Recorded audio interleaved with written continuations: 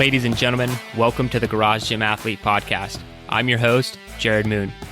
The Garage Gym Athlete Podcast is a result of my desire to build better humans, unequivocal coaches, and autonomous athletes. I've spent the last several years obsessing over program design, nutrition, and every other way you can optimize human performance. This podcast distills the latest scientific research with what I've learned and blends it with the not-so-scientific field of mental toughness. We are here to build you into a dangerously effective athlete. If you enjoy this podcast, you can find out more about our training at garagegymathlete.com. And if you want to pursue more into the field of coaching and programming, head to endof3fitness.com. Thanks for listening.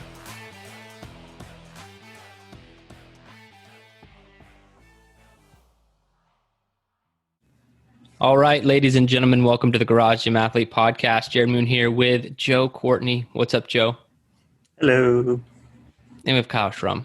Hey. Hi. I'm not going to do anything fancy this time. All right. So, no Ashley again, unfortunately. She should be back with us soon. Until then, you're just getting the all-male perspective of science, topics, and Meet Yourself Saturday workouts. All red. And we're all wearing red shirts. EO3 red. Joe, updates, man. Well, Liz is back, so now we have finally had a weekend together, and she's doing things trying to kill my comfort and make me a better human, and I just don't understand it. Making me run on Sundays, doing long things. But a big awesome thing was I actually lifted weights yesterday, and that was fantastic. Forgot what that felt like. Are you super sore? I'm a little sore, but it feels probably good. Be more sore tomorrow. Nothing too crazy. Yeah, right. The hotel that we stayed at had a fantastic gym. It had a freaking sled and a turf strip. Never seen that before in a hotel gym. That's pretty awesome. That was what you get when you stay at the Four Seasons. Basically, yeah. So so if you're traveling, just stay at the Four Seasons. That's just a good. Just make it a regular thing. I think they have like a punch card. Yeah, exactly. Actually, gets more affordable. Yeah, it comes with your diamond credit card. Just to your point on so you lifted weights. I don't know how sore you're going to end up being, but that's happened to me. I guess this is a partial update from me, but I was hard to kill sandbag version or whatever I was for a month or more. Sandbagging it. And then bringing the barbell back in, it's just crazy how much it can rip you apart.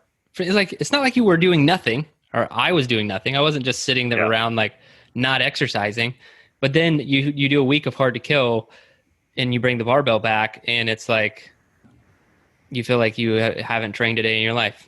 At least how it works for me. So anyway, any more updates from you, Joe? No, nothing too crazy. We just, good weekend, staycation-ish in Baltimore. Well, I'm glad she's back, man, and making you better. Absolutely. Yes. Making my face better, everything. Yeah. Definitely happy about that. Yeah, I think everybody is. Me too. All right, Kyle, how's life for you, man? Life is good. Just over the top right now.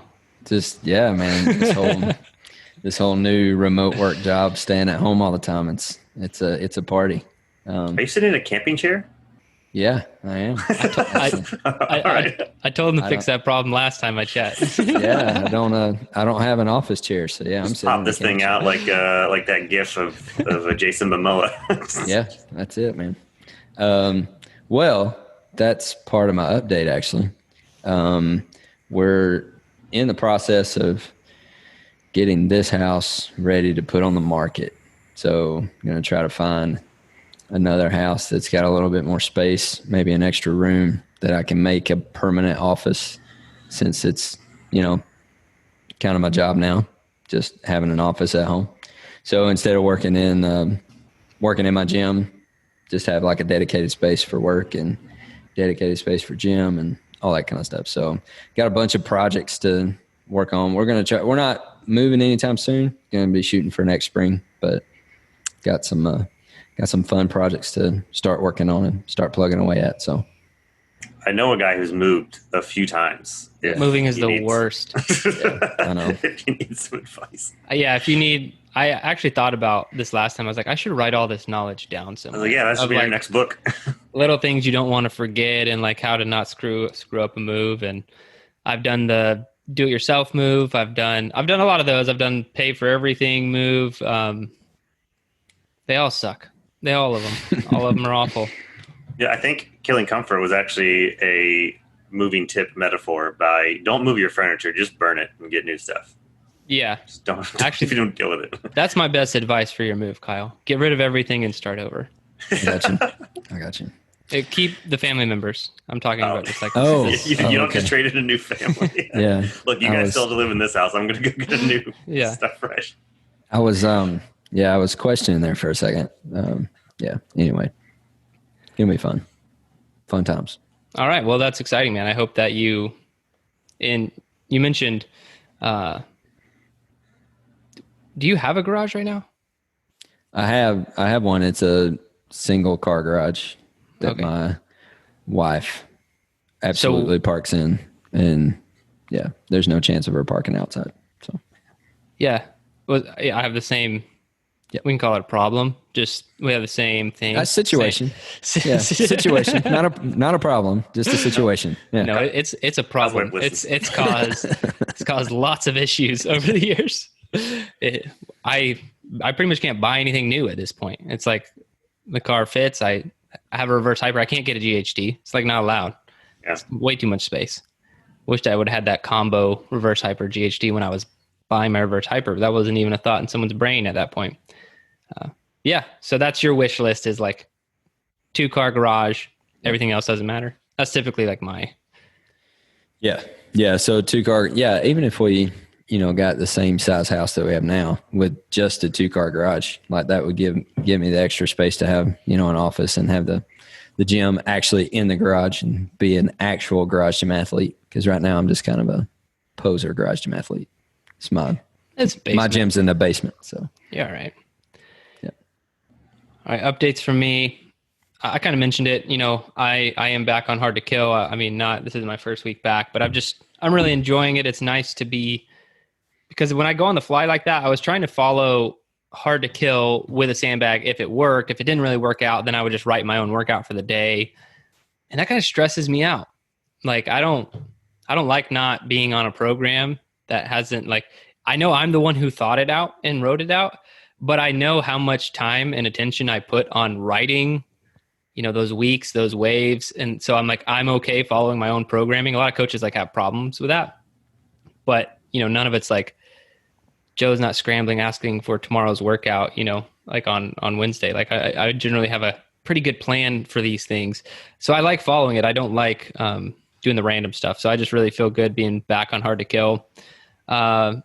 Just a few announcements. The new standards will most likely be available at the next webinar. So we will be doing, I can't even believe we're coming up closer again to a new cycle. It sneaks up. It does sneak up, goes fast, but we're not that far away.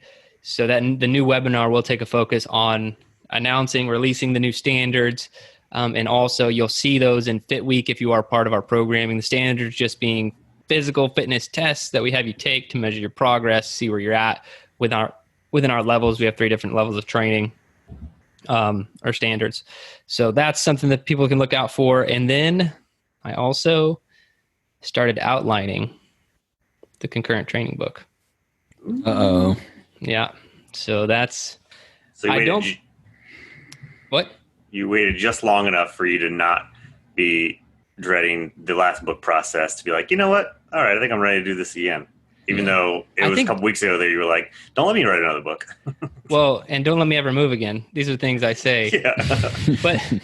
But I really don't want to move again. I do want to write another book. I want to write the concurrent training book, but I'm not going to, there will be no launch of this book. I am just going to write it slowly. It'll get done whenever it gets done. And it will just, one night, like I'll randomly announce it one day. There'd be no like build up. Just, hey, I wrote a new book. Here it is. This could be in 2 years, or it could be in like 6 months. I have no idea. It depends on how I'm feeling. But I did outline it. That's how this book is going to be different. So there's no stress, no pressure, probably no signed copies. That was a shit show. Especially because of COVID. Yeah, COVID just like, I can't have another pandemic ruin something I'm trying to do. And who knows what's going to happen. Anyway, so yeah, that's how it's coming. And yeah, if you didn't know, I wrote a book called Killing Comfort. If you're new to the podcast, go to killingcomfort.com and get the book. That's an official sponsor of the podcast, by the way. I guess we can get into it. Did you just wow me? Yeah. Gosh. All right.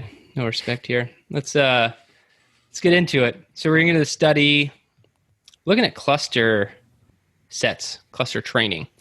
The actual name of the study was Effects of Cluster Training on Body Composition and Strength in Resistance Trained Men.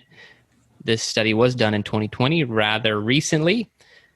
And they had 29 men with at least 2 years of training experience that participated. So that's good. They're fairly experienced. The 29 men were split into 4 groups, all of which trained for 8 weeks and had Smith machine squat 1 rep max, lower limb fat-free mass measured via ADEXA, and vertical jump height tested before and after the 8 weeks of training. One of the groups was an unsupervised training group, which, quote, trained in their usual and customary manner. The other 3 groups performed cluster set training on the Smith machine, squat, deadlift, and leg press. Okay, so cluster sets, real quick before I get into like kind of the results of it. Cluster sets are simply, you are kind of breaking up normal sets into these micro sets. So if you want, say you wanted to accomplish 9 reps at 80%, and instead of just doing all 9 reps at 80%, because you probably can't, you would do 3 reps, rest a little bit, 3 reps, rest a little bit, 3 reps to get those 9 reps accomplished. And that's called Intra Set Rest. And there's a bunch of different parameters that have been tested, and they tested different ones here as well. But it's generally 10 seconds, 15 seconds, 20 seconds, 30 seconds, 40 seconds. And much past that, you're just resting, like an inter-set rest. So that is what a cluster set is. Now, the main takeaway, or whatever you want to call it, conclusion from the study, was that the protocols in multi-joint exercises of the lower limb is sufficient to elicit significant training adaptations. No additional benefits were obtained using longer rest intervals. And we can get into kind of like each one, because they did test, like I said, a 20-second protocol, a 40-second protocol, and then like a more reps, 20-second. Anyway, cluster sets. They test some cluster sets. Looked like it worked. What do you guys have to say about this study? So to break down the sets, I don't think you did real quick, but the 3 that they did, they had, all of them were doing 12 rep sets. 2 of them broke it down into 3 reps each, so 4 different sections. One of them had 20 seconds interest. The other one had 40 seconds interest. And then the third group did 6 reps, 20 seconds rest, and then 6 reps. And I've always liked cluster sets. Actually, it's one of probably my favorite way to lift, even though they can, once you're doing them, they can kind of suck, because you're like, holy crap, I'm lifting 80% for 9-10 reps.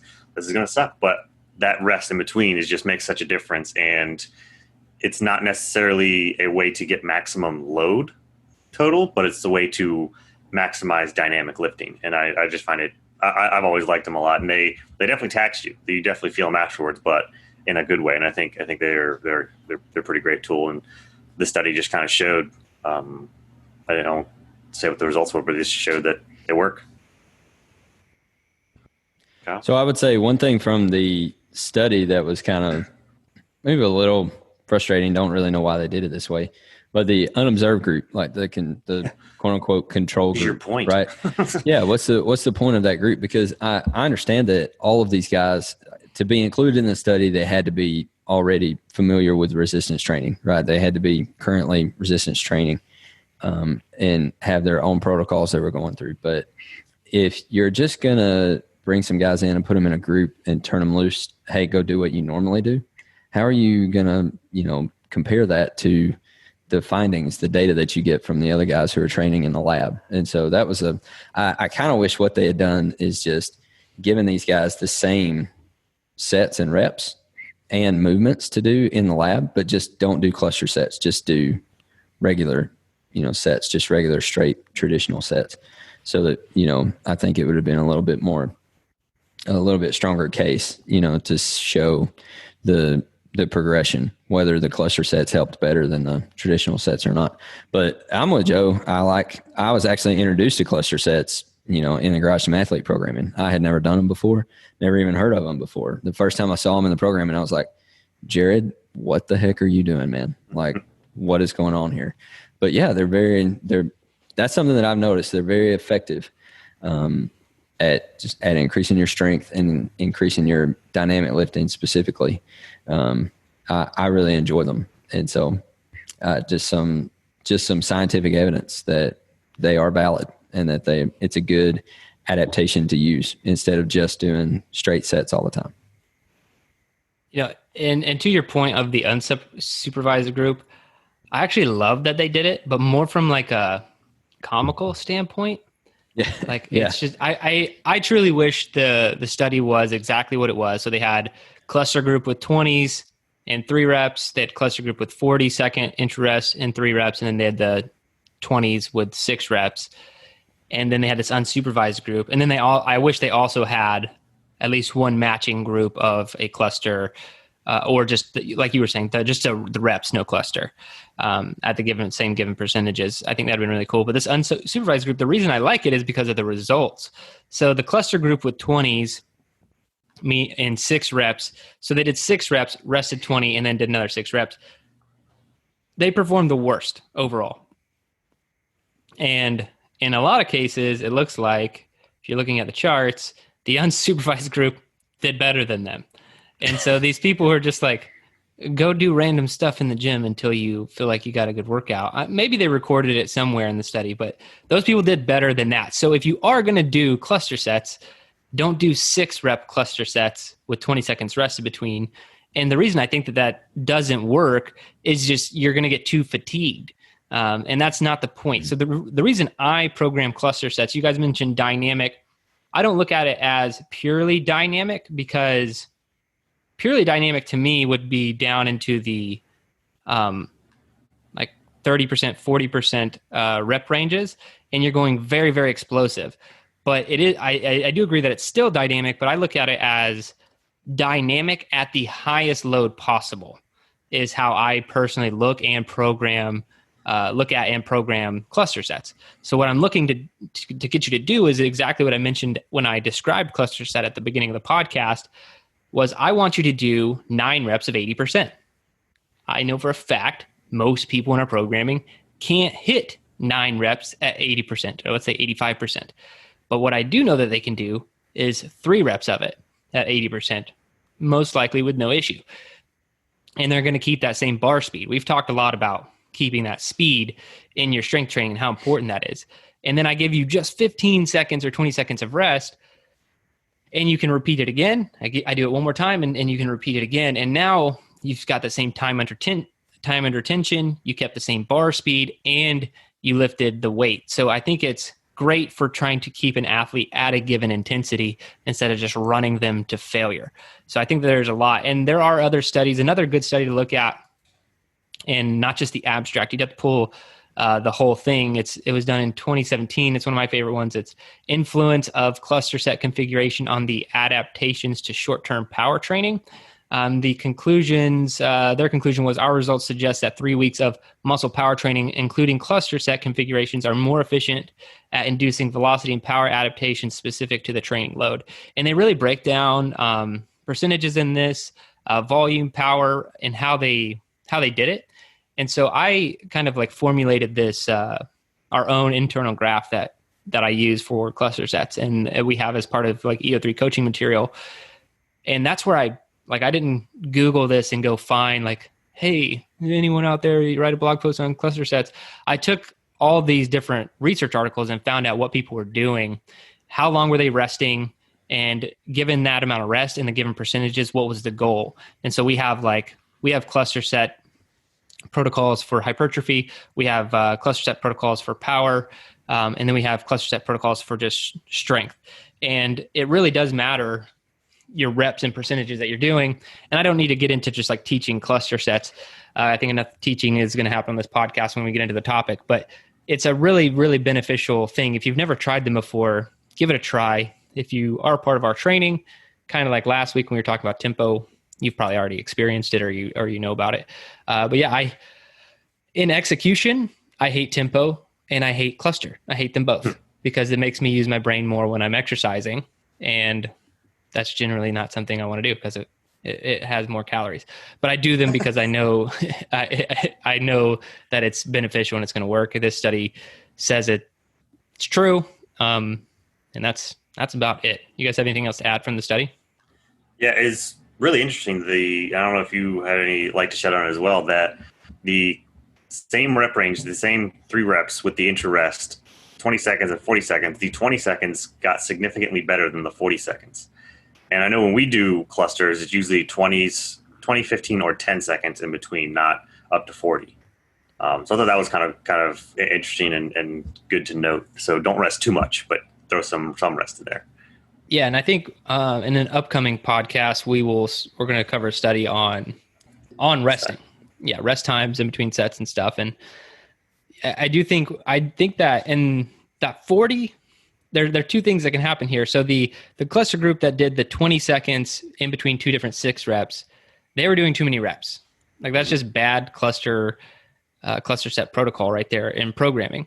And then the other one, I think they're resting too long because 40 seconds is right at that's almost a rest, depending on how well trained you are, the weights and all of those things. But if you were doing not so heavy back squats, a lot of people might be ready to go in 40 seconds, maybe a minute. Like how long do you guys need to rest? I don't want to steal any thunder from the next podcast we record, but how long do you guys rest between lighter load back squats?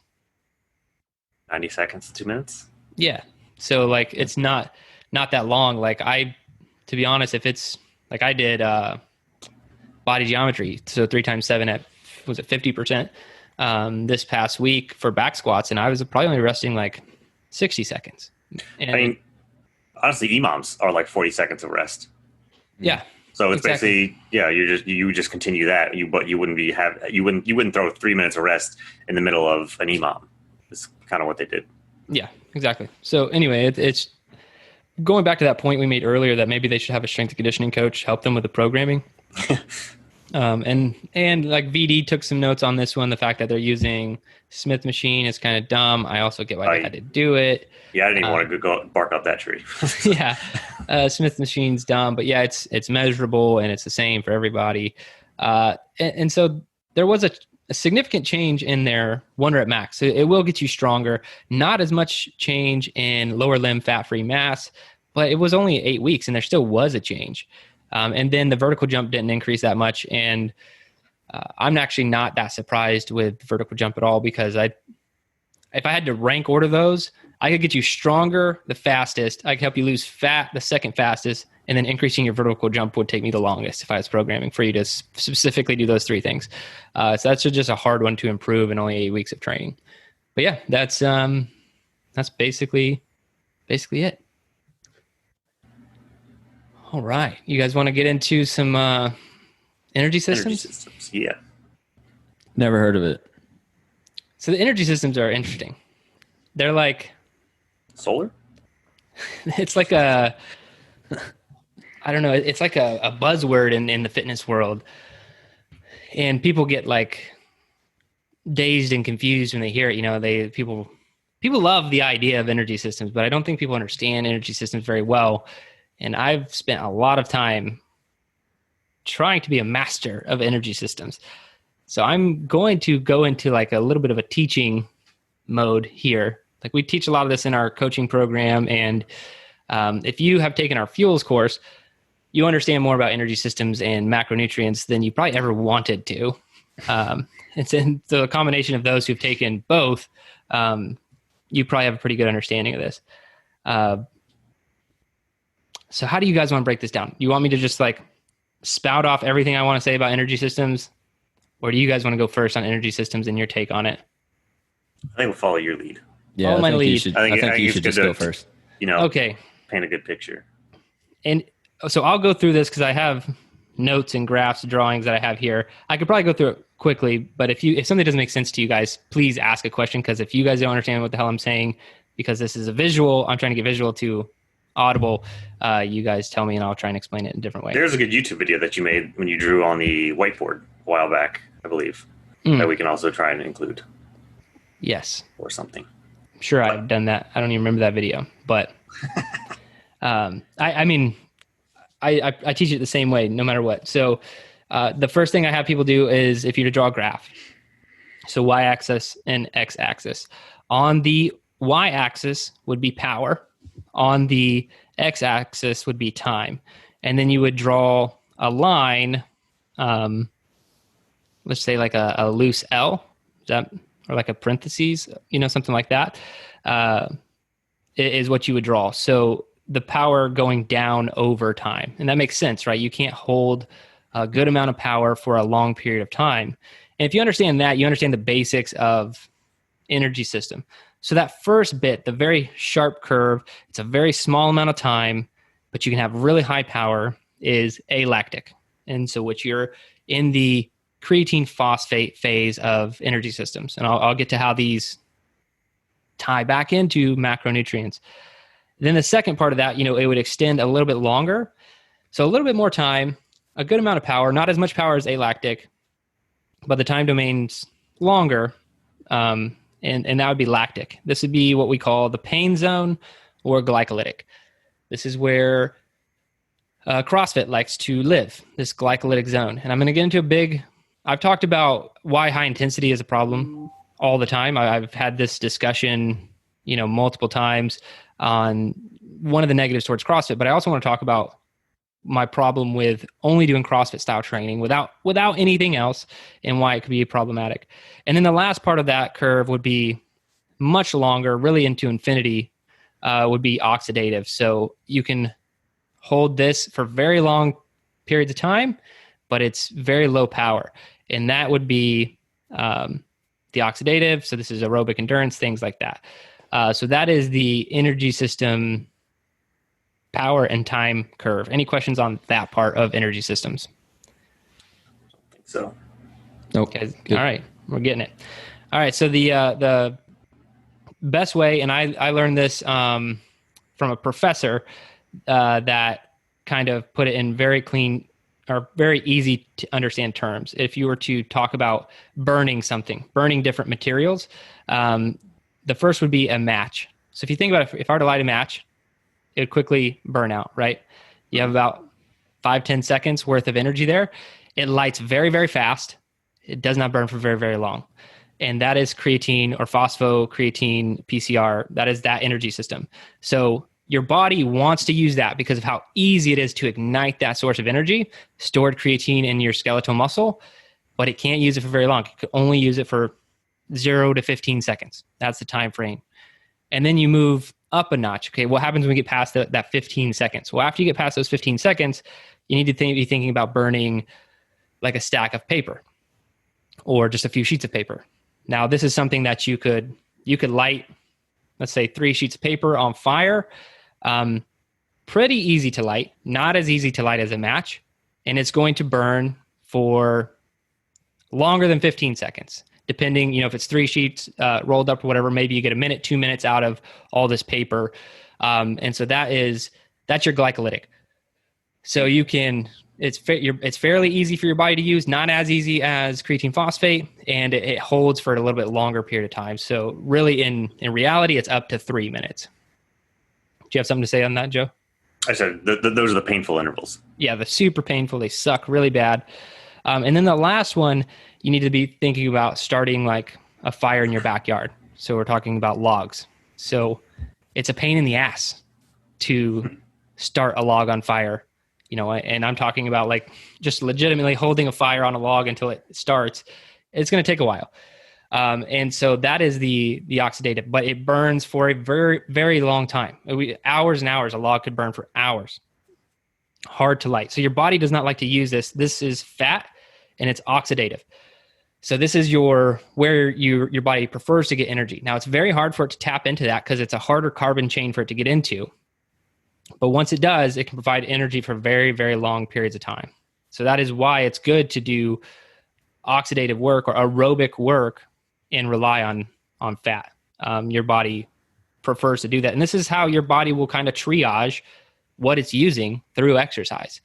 And what we do specifically in our training is we target these individually. Because if you were to just go for a run right now, you would pass through all of these. It's not like you can't skip one. Your body would be like, you'd start running and your body would immediately be like, oh, okay, creatine. You'd be like, oh, we're out. Okay, carbohydrate. And then eventually you run out of it. Okay, crap, we're out. Let's get into fat. And that's just how your body's going to do it, no matter the exercise. We try and target these specifically with what's published as work to rest ratios that help target these. And those are, if you're going to do the creatine phosphate zone, the rest time is 1 to 12 to 1 to 20. That's very long. So for every, let's say 10 seconds of exercise, multiply that out. You do a 1 to 20, you would have to do 200 seconds of rest, right? For 10 seconds of exercise. This is the one that blows people's brains when we do it this way, because they're like, why am I resting so long? I'm not tired at all. And it's because we're targeting a very specific energy system. This one is hard to target with conditioning alone. You have to have something like an Airdyne or a rower. You can do it running as well, but you have to be resistance a little bit. Yeah, there has to be a little bit of resistance. And the best place to do it really is resistance training. So like with a barbell is the best place to utilize this energy system. We try to hit it from a conditioning standpoint too, because that's a real thing. Getting into speed and speed strength, like an all-out sprint for a very short duration, something like that would be a good way to do it too. Then you get into this glycolytic zone. We're talking about all-out efforts for 15 seconds to 3 minutes. And the work to rest ratio is typically 1 to 3 to 1 to 5. So if you do 3 minutes of exercise, that'd be 15 minutes of rest before you do it again. And this one also confuses people because we'll do something like that. We'll have very, very long rest periods and they don't understand why. And there's one of two things going on if you're not tired after 3 minute all-out effort. Either you did it wrong, aka you didn't try hard enough, or the second one, you're not strong enough to benefit from the programming. And that's why we don't do this one all the time. And this is where CrossFit lives. This is going back to me mentioning I would get into like why this could be problematic with CrossFit. To truly benefit from training your glycolytic system, you have to be strong enough to do the training. Because if you're not strong, and I just grab some random, I don't want to say Joe, some random John, whatever. Some random John off the street who's never exercised before, and I say, hey man, I want you to do 3 minute all-out effort on my Airdyne. He might do it and have absolutely no problem. And you'll be like confused. You'd be like, if I did 3 minutes on the Airdyne, I would be puking, Yeah. And it's because this person who's never exercised in their life doesn't have enough strength to even go hard. Like you'd be like, I'm going as hard as I can. What are you talking about? But they don't have enough strength to benefit from the training. So this is my problem. If you're only ever doing high intensity every single day, it's pretend. It's pretend training. You're not actually training that because you didn't meet the prerequisite of strength first. You didn't train that creatine phosphate zone enough to be able to benefit from that middle tier zone. So one, you have to be strong to do proper glycolytic intervals, and number two, it's not necessary to train for human beings. Like you don't have to, and that one, I basically said you don't have to train CrossFit by saying that. Like CrossFit is completely optional if you are a human being. You could do a lot of like strength work and aerobic work. You'd be perfectly fine for the rest of your life, probably live a very long, healthy, safe life. But it is good because this is our like emergency zone, right? It's not something that we have to tap into very often. Like you could probably count maybe on one hand how many times you've had to legitimately use that system in your life, like in your functional life that isn't training. Can you guys recall times you've been in that glycolytic zone in your life where, you're pretty much either having to run for your life or that's about it. I think that's all I can think of. That's about the only one, running for your life for several minutes at your max speed. That's where that is. Now, the last one is greater than 3 minutes, and the work to rest times are 1-to-1. So if you're 3 minutes of exercise followed by 3 minutes of rest, it can be up to 1-to-3, and it's greater than 3 minutes. So just think about like a marathon is oxidative, 5 miles is oxidative, all these different things. And we loosely use these work to rest ratio times because I don't fully agree with them. I think that, like all these other studies, that's where they're pulled from, and that's what's published in by like the NSCA and other things, and it's agreed upon. But I just think that the human beings are getting a little bit fitter than the 70s when some of this research was done, or even early 2000s. I think people can hold glycolytic for like 6 or 7 minutes. This is my personal opinion, and I can't back it up with any science yet. But I've been saying it for years, and I still believe it. I think, and one example for me is like, I think not so much anymore, but back in the day when I would run sub 6 minute miles, like closer to 5, like 5:10s, 5:15 miles, I truly think that was just pure glycolytic, because I didn't do much aerobic conditioning at all during that time period. I don't think that I had this aerobic engine that was helping me crush fast mile times. I think I could hold glycolytic for a long period of time. And I also felt like I had held glycolytic for a long period of time when I'd finished those, because it's just pure death. So that is, that's pretty much all energy systems. So the last thing I want to say is, how do you find holes in each one of these? Is what we preach all the time in our programming: sustainability and repeatability. The best way to do it is intervals. So if I have you do sustainability and repeatability intervals, with creatine phosphate, with glycolytic, with oxidative, and you would just find out where you can no longer sustain the pace you were at and you can't repeat it. So if I gave that to you, Kyle, and you got 15 sets in to one of these intervals, and you were like, okay, 16, not sustainable, not repeatable, can't do it. But for me, say I only got to 7 of the same exact load with work to rest ratios, now I have a huge hole in one of my energy systems that's half of what yours is. And so this is how you really test where your holes are at in your energy system training, is by finding what's sustainable and repeatable. Not a single bout. A single bout is not the best test of these things. It's multiple intervals over time and seeing where you lose that sustainability and repeatability. But that's basically everything on energy systems. And the reason I wanted to cover it so in depth like I did is because we get a lot of questions about it, and I want to have a place to be able to send people. And this episode is going to be that, or this little part of it on energy system training, so people can know what the hell we're talking about. So I'm going to get into intent kind of, and how it kind of applies to our program as well, because we also get questions of this, because you brought up, the shortest ones, people always think that they're not doing anything or getting enough.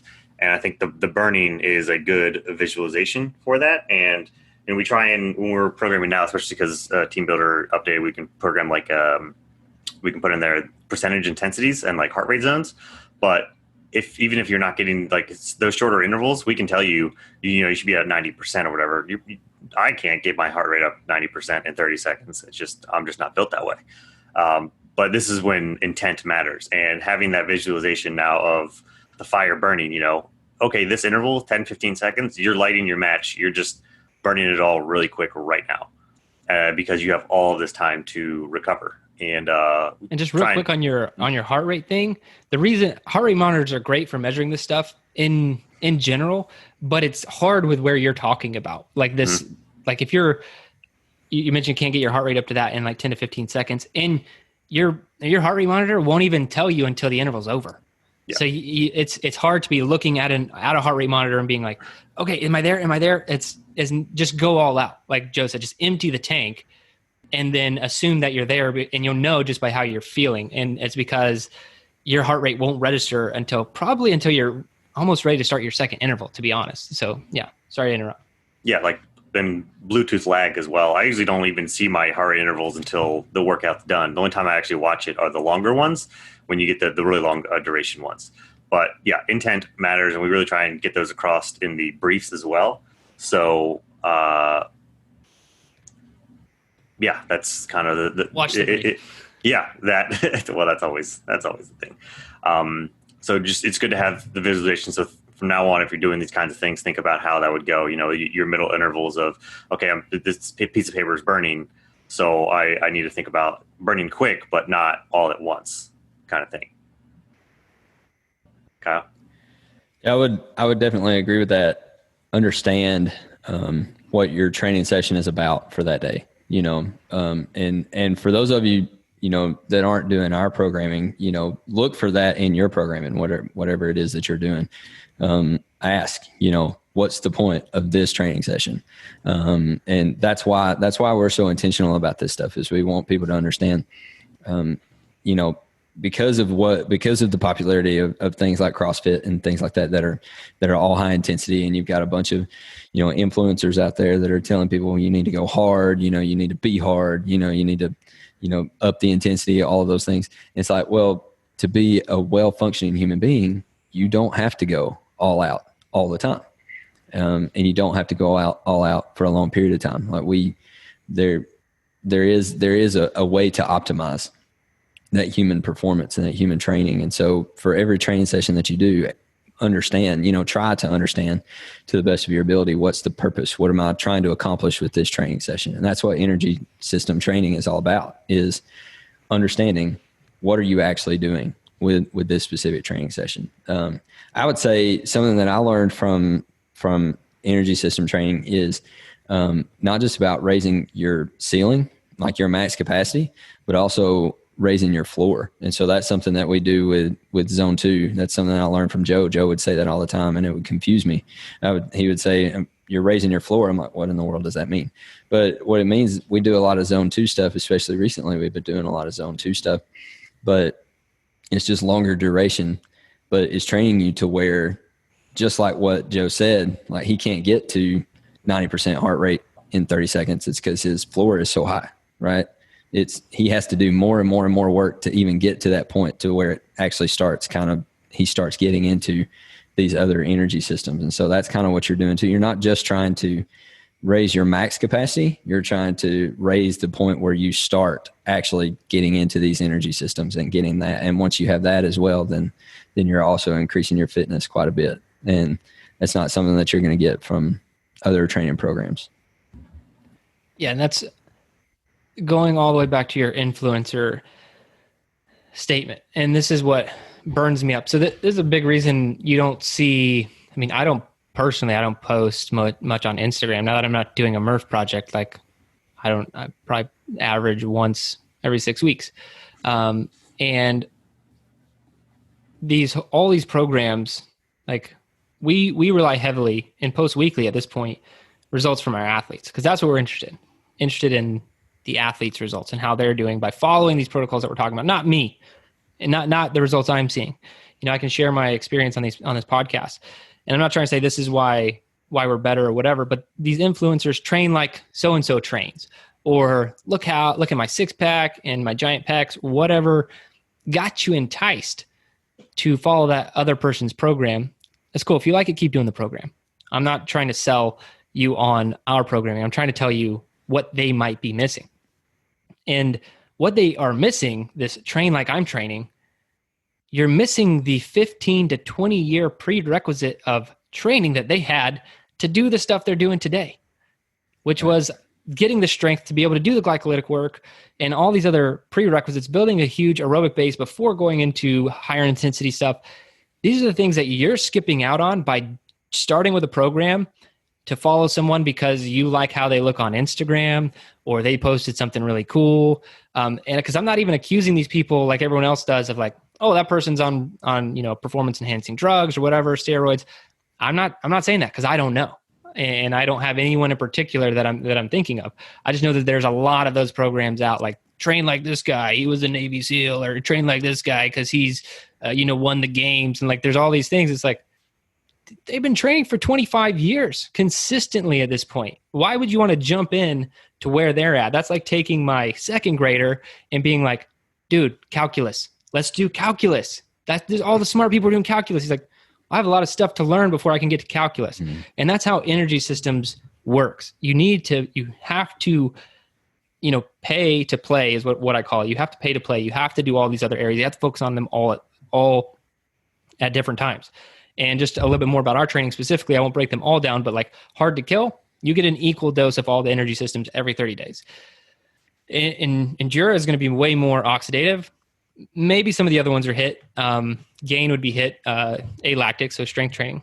And then strength is going to have primarily all alactic with an occasional pain interval and not much oxidative, a little bit of oxidative just to keep you healthy.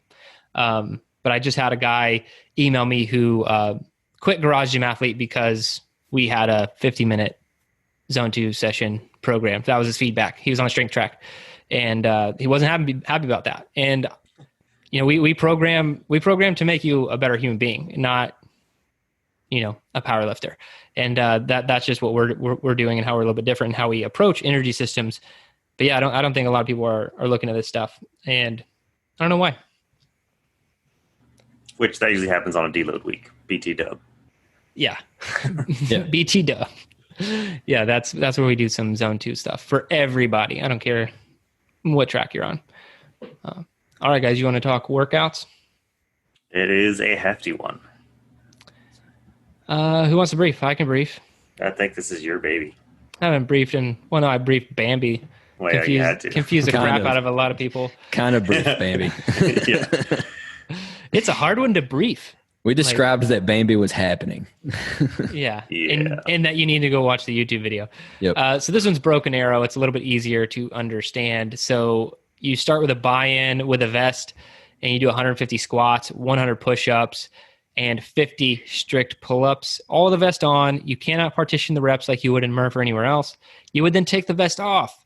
You would bike 10 miles. You'd run 3 miles, and you would do 1,000 reps of double unders. And then you'd cash out. Again, no partitioning, but also no vest. You would do 150 air squats, 100 push-ups, and 50 pull-ups, kipping allowed on the last one. So strict the first and then kipping.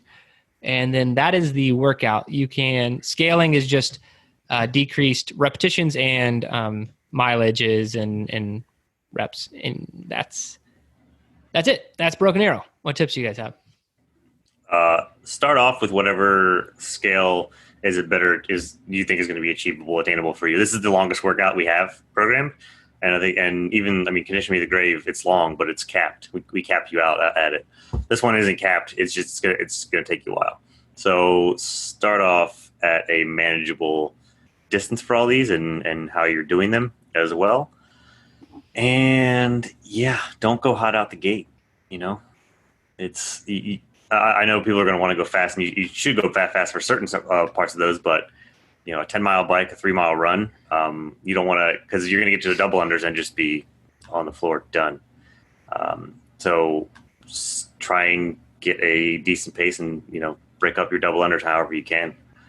Your forearms are going to be lit. So I would say, actually, I think I'm going to try my bike for this one. I actually have a bike now, and so I'm not going to be doubling the run. But I also have been doing. You were running. What were you doing? I was doubling the run. So you're just running 6 miles. Got it. Yeah, that's what you do, right? You double the run time if you don't have or the run distance if you don't have a bike. I guess I was nice if I said that. That's nice. I thought this is one of the briefs where I said if you don't have a bike, do a different workout. There's one of them I say that. Yeah, I think this was part of it. But yeah. I think we just were like, well, we're not going to listen to you. We're just going to double our thing. Anyway, well, I just gave myself away. That's what I've been doing. I've been doubling the run. But I have a bike now, so I think I'm going to do the bike. But I also know how long it takes me to do 10 miles on the bike. So I don't know. This one's going to drag on for a little while, but that's okay. I would say get through that buy-in as quick as you can. I know Joe said to pace yourself, but you're going to be pacing yourself on your bike and on. I think that one, yeah, you can do the reps quick. Yeah, the buy-in and the buyout, you need to knock those suckers out because the rest of it's going to be a long grind. So, yeah, that's me. That's it. I agree. I would say do the calisthenics as fast as possible. I think we're just coming off Bambi, right? So you should know your threshold for 150 squats unbroken. So try and get them unbroken. And then do those 100 push-ups and then 50 strict pull-ups all as fast as you can. For the pull-ups, break it into very manageable sets. Don't go high end to low. Don't start with like 10 reps if 10 is close to your max. Do 3 reps at a time until you get to 50. And that's an easier way to not burn out. Because if you do burn out and you're like at 30 and you're only doing one at a time and you're having to rest on these strict ones, it's going to take it longer than it needs to, and an already pretty long workout. Now for the bike, I've done this actually biking more times than I have, even though I have the bike erg. I've just hopped on my bike more so when I've done this workout and gone 10 miles as opposed to just being on the bike erg. And the bike erg is way faster. I don't know. It's just different. But anyway, I mean, it's not like ridiculous. You can just hold the one pace. There's no hills, all this, all that jazz. It's just actually different. But for the 10-mile bike, my main point there was going to be have a route laid out. Because the first time I did this, I also didn't have a route. I was just like, I'll just use GPS. And when I get 5 mile-ish out, I'll turn around and come back. And it was just, that didn't work in my brain at all. Like my route, 5 miles was much further than I thought it was too. I was like, I kind of had a route in my head. I was like, okay, I'll go here. And I think I got there and I was at 3 miles and I was like, oh crap. So I had to go 2 more and it just was less conducive to riding a bike those last 2 miles. So anyway, have a really good route planned out for 10 miles, maybe hop in your car and test it out first, or whatever kids do these days to measure out 10 miles. And then same with the run, have a good route to do it. In both of those, I do want to challenge you to hold some sort of a pace if you have a device that will, report your pace like live, like Apple Watch will do it. So for the run, I mean, don't just stroll, just don't hop on a bike and like, this is not an after like a Sunday stroll in the park, like if you're sitting upright and smiling and looking directions, you're doing it wrong. You need to have a pace and try and keep that. Same with the running. Just don't be like, well, I'll go out 1.5 miles, come back 1.5 miles. Like, what's your pace? What are you going to try and hold? But keep in mind, you've done all these repetitions. You've done 10 miles on the bike. So realistically, what is your 3 mile pace going to be? And this isn't one of those instances where I'm saying just go faster. I'm just saying push yourself to hold some sort of a pace. Because if you don't have any pace in mind, it's just going to be a slow pace. That'll be your body's answer to I'm tired. It'll be slow pace.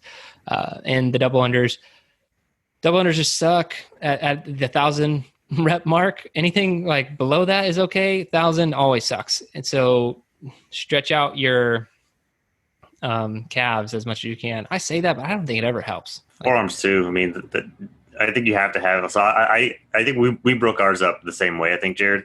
But make sure you just break those up and actually rest your 1,000 unbroken. Is that how you broke them up?